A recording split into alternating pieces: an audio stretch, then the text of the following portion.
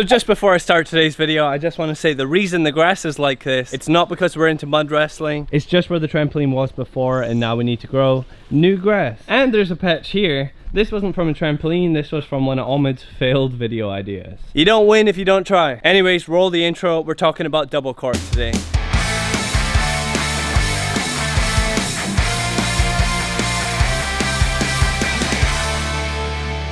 So you want to be cool like your friends, you want to turn your cork into a double cork. Now if you can't already cork, go watch my cork tutorial, I'll link it up here somewhere. Now this is quite a hard thing, I had a lot of problems with this in the beginning. I could do a pretty decent cork, but the idea of a double cork was impossible. Now there was a couple little things that I figured out on my own little journey that might help you guys out today. Now I'm going to explain all of this from the J-step setup because this is generally probably the first setup that you might learn to cork from. For me at least, I learned J-step cork first, and then J-step double cork was my first double cork. But the thing with J-step, it's probably one of the hardest setups. It's the one that uses the most amount of effort. But the good thing about J-step is that it's pretty simple. So if you've got a decent J-step cork, then you don't need to think about the J-step too much when you're going for the double cork. So you want to find yourself a nice open space, preferably in the gym. Slamming this trick, it's not fun, especially on grass. If you have a gym, go there. If you don't have a gym, grass is fine. When I was learning this move, I had to learn a couple of different ways to make it easier for myself so I wasn't slamming on my side or slamming on my back. Now, we'll just say this, for the record, I tricked a lot yesterday, so I might need to use other better examples of me doing it in the past.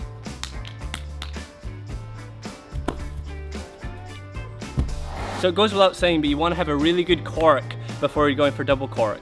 Now I don't just mean landing it, you want to be able to land it with extra air time, you want to be able to land swinging, maybe cork hyper. You even want to be able to land with like an extra little half twist on the end, just because you're chilling, you've done your cork and you're chilling in the air. Now doing a cork just like that is really good for when you're training on grass and you want to be able to learn how to set the flip right whilst doing a cork and twisting a bit more. I would say the number one problem that people have when they're learning double cork is the lack of flip, because when you take off for a cork, it's quite easy to just get yourself up there, twist around once and land. Now when you're going for double cork, it's really important not to rush the beginning, because the beginning is what gets you all the hype. Okay, so let's just say you can do all those things that we just covered. You have a good cork, you can land swinging, you can hyper cork, you can do that last little thing where you turn a little bit at the end. You're pretty much ready to go for double cork. So you're stepping in for your cork. Step round in your J-step, your leg comes up, your arms come up. Now what you want to do is really be quite balanced on your leg. On the last step of the J-step, you kind of want to stick your leg out in front of you so that by the time you come to here, you're blocking and you're pretty much right over your leg. You don't want to be leaning forwards, that's bad. And you also don't want to be leaning backwards, because that's also bad. That means you're going to go flying back. So if you're right above your leg and your leg's coming up, your chest is coming up with your arms. Now this is where it's important to not rush this part. You still want to ride this bit up.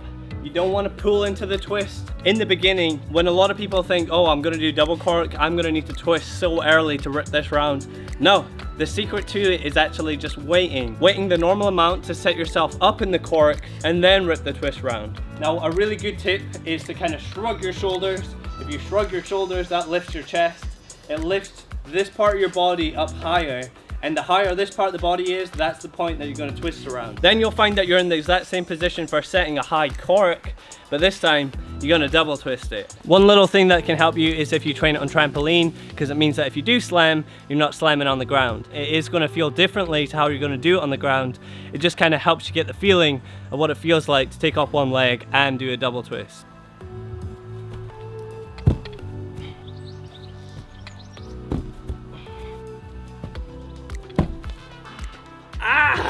So in that last clip, I actually tried to do it a little bit wrong so I could give you guys an example. Turns out that was actually pretty damn sore. This grass is solid. Now what did I do wrong there? I kind of rushed the takeoff a little bit. And when I was twisting, as I was coming down to land it, I probably still would have landed it. I kind of knew, oh, it was a bit of a weird takeoff, so I started to kind of give up towards the end. You can kind of see me putting my hands down a little bit. So to recap what we just talked about, you want to have a good cork. You want to be comfortable with your J-step. Probably the most important thing with this move is really just that bit in the beginning where you're kind of setting yourself up. Just don't rush that. I bet if you're out there and you're struggling with double corks, that's probably your number one issue. You're taking off for the cork and then you think, oh, I got a double, so you just go whoa and pull right into it, but you're not getting the height that you normally do for your cork. So if you look at your double cork attempt, if you're flipping lower than you do in your cork, it's probably because you're rushing it at the start. If you twist to the left and then you find that you're landing and falling to the side every time, it's probably because in the beginning, when you're taking off, you're leaning too much to the side. When you take off here, you might be doing this. And what you're doing there is you're pulling your body across itself so that when you do the flip isn't coming straight back on itself. That would allow you to land. You're coming straight back, but then to the side, and then that just means that you're gonna be off balance. You're gonna fall. So although I just explained all of this from J-Step, using this method of getting your chest up there before you really rip for the twist, it's gonna help you with every other setup. And that's pretty much it for the tutorial. Honestly, this is a trick that I feel like doesn't need its own tutorial. There's just a couple little hints and tips in here that should help you with being able to bridge the gap from doing cork to double cork. I could do a pretty good cork, but double cork was horrendous, and it's because I was failing on all these little steps that we talked about today. So hopefully it was useful. Please do hit the like button if you guys liked it, and let me know in the comments if you guys want me to do another tutorial. I feel like I've done tutorials for almost all the basic tricks out there. If you're new here, make sure you subscribe, and I will see you guys very soon in another video. Don't forget, the new clothing just went live. It's what I'm wearing right now. These shorts are amazing. I love this tank. All of the new stuff I'm so happy with, and there's a link for that in the description. Don't miss out as well, because it's selling fast and most of the stuff's already gone. Peace out. Love you guys. See you soon. Bye.